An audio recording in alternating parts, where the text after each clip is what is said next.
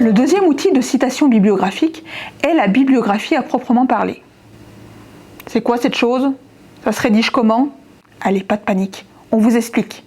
À l'issue de cette vidéo, vous saurez ce qu'est une bibliographie et pourquoi il est important de réaliser des bibliographies soignées dans vos écrits académiques.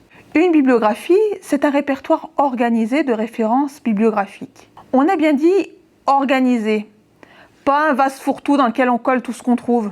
Voici l'extrait d'une bibliographie insérée à la fin d'un article de la chercheuse Sophie Albi. La première entrée correspond à une référence bibliographique renvoyant à un chapitre de livre. La deuxième entrée correspond à une référence bibliographique renvoyant à un livre imprimé. Et enfin, celle-ci correspond à une référence bibliographique renvoyant à un article de revue.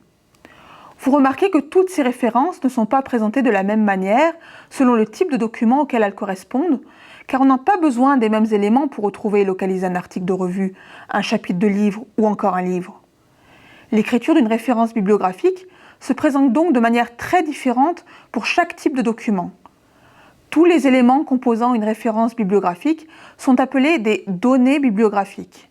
Ce sont les différents éléments dont on a besoin pour retrouver le document en question cité dans une bibliographie.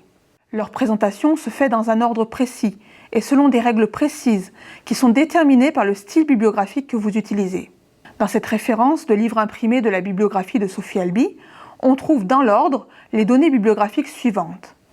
Les noms des auteurs, les initiales de leur prénom, suivi de la date de publication du livre, suivi du titre du livre, suivi de son lieu de publication, suivi de sa maison d'édition. Dans le cadre d'un travail académique, vous devez insérer uniquement dans votre bibliographie les documents que vous avez utilisés. Et on ne gonfle pas artificiellement la bibliographie avec des articles ou des livres jamais ouverts. La conception d'une bibliographie comprend deux facettes complémentaires qui feront toutes deux l'objet d'une évaluation. Sa conception intellectuelle d'une part et sa conception formelle d'autre part. La conception intellectuelle d'abord. Au travers de votre bibliographie, l'évaluateur ou le chercheur pourra évaluer le sérieux de votre étude à travers les références apportées. Ainsi, afin de montrer que vous vous êtes appuyé sur des réflexions de qualité qui ont nourri favorablement votre propos, vous devez absolument citer uniquement des documents fiables et pertinents. Fiable, ça veut dire des documents vérifiés et de qualité. Pertinent, ça veut dire des documents qui sont vraiment utiles pour votre étude. Vous devez donc faire un véritable travail de réflexion sur les documents que vous intégrez. Est-ce qu'ils sont dignes d'être cités? Sont-ils en rapport étroit avec le sujet? Vous ont-ils réellement servi? Et pour vous prouver que votre recherche de documentation n'a pas été lacunaire, vous devez disposer d'une grande variété de types de documents, des livres, mais aussi des articles, des rapports, des thèses et de supports, à la fois imprimés et électroniques. Vous serez également évalué sur la conception formelle de votre bibliographie, car il s'agit là d'un document normé qui doit être ordonné, hiérarchisé et respecter un style bibliographique identique du début à la fin. Les références de votre bibliographie doivent faire l'objet d'un classement minutieux sur lequel nous aurons l'occasion de revenir. Mais sachez déjà qu'il est rigoureusement interdit de ranger une bibliographie par type de document ou par type de support. La présentation de la bibliographie doit respecter un style bibliographique donné. Il s'agit à la fois d'une contrainte, mais aussi d'une aide pour leur rédaction. Une contrainte parce qu'un style bibliographique impose un grand nombre de points à respecter scrupuleusement. Et une aide parce que sans document précisant pour chaque référence les données indispensables au repérage du document en question et sans cette contrainte pour harmoniser leur présentation, eh bien, les bibliographies seraient sans doute des documents très structurés qui rendraient très difficile l'identification des ressources. Or, c'est quand même là leur principale mission. Vous voyez ici un extrait du style bibliographique intitulé American Psychological Association, dit APA, dans sa 6e édition. Ce document explique comment présenter une référence bibliographique pour chaque type de document existant.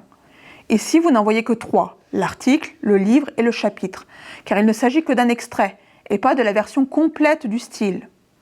Le style décline la présentation des références pour chaque type de document en fonction de leur support.